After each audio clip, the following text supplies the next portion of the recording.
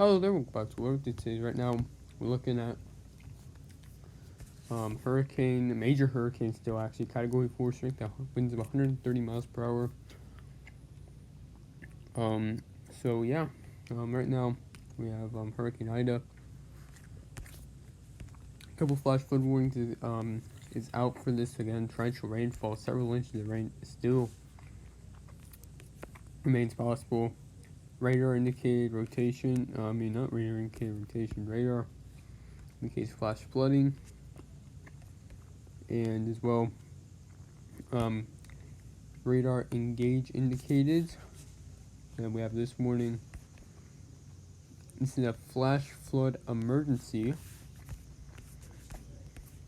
Unfortunately, not too far away from St. New Orleans. And again, this is it's been basically maintaining intensity over land due to the Brown Ocean effect, I believe. That's really all I have to say for Ida. It's expected to weaken going into tonight, and New Orleans is going to be getting hit extremely hard. This is going to be a very dangerous situation. We're going to be seeing probably a flash flood emergency. Potential for a flash flood emergency, actually, for the New Orleans area soon enough, maybe, if conditions stay as right now. We have extreme winds, potentially up to 130 miles per hour, maybe. I think probably around over 100 miles per hour is possible. Gusting to near major hurricane strength. But, yeah. Looking at Michigan, we have a broken line of thunderstorms right now. This thunderstorm warning is for 60 miles per hour winds. And for the north, 60 miles per hour winds. It's going to be approaching the Canadian border as well. 60 miles per hour winds for that warning. 60 miles per hour winds for that warning. For this warning, 60 miles per hour winds. And with this warning, also 60 miles per hour winds.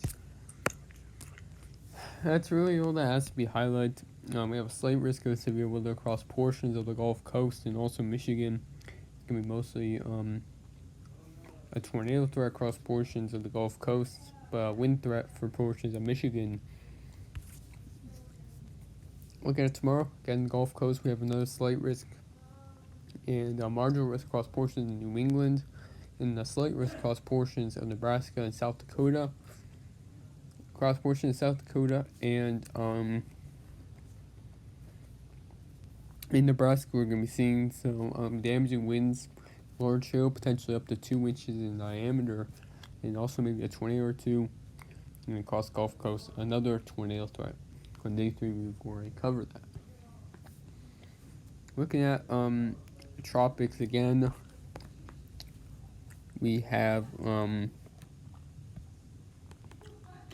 now we have tropical storm. A new tropical storm actually formed today, and that's in the open Atlantic right now with winds of 60 miles per hour. It's expected to maintain that before becoming post-tropical probably by 6 p.m. Monday, or throughout Monday, and it's going to continue to head north. It's going to stay as a post-tropical storm.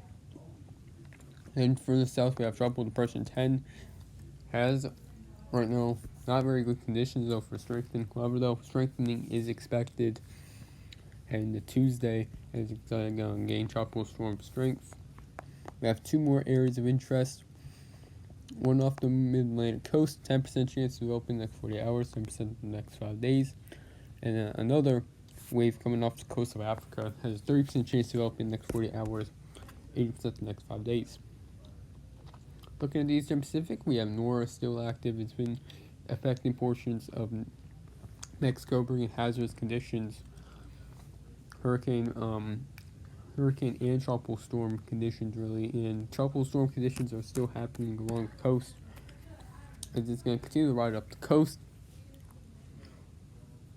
And again, tropical storm warnings are still in effect. They're going to probably continue to be issued, but by around noon Tuesday, midnight on Wednesday, it's expected to lose that and become a tropical depression, and then after 12 p.m. Wednesday, and it's going to die out after that. Looking at GTWC's outlook, nothing is expected across ports in the Western Pacific. But anyways, apart from that, it's really it.